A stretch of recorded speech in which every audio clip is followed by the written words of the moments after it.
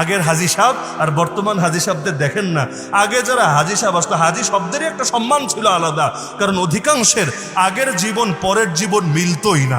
3 মাস 6 মাস সাধনা করে হজ করে আসতো, কেউ জাহাজে করে, কেউ বহুত কষ্ট করে প্রাণের ঝুঁকি নিয়ে যাওয়ার আগেও 10 গ্রামের লোক থেকে বিদায় নিয়ে যেত, সবার হক আদায় করে দিত।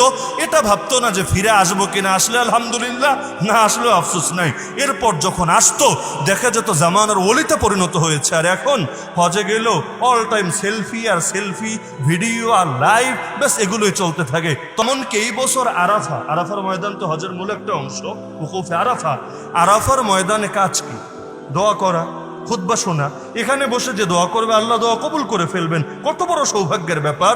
এই বছর কয়েক কোটি জিবি, কত জিবি না, 1000 জিবি না, কয়েক কোটি জিবি ইন্টারনেট ব্যবহার করেছে হাজিরা আরাফার ময়দানে বসে বসে।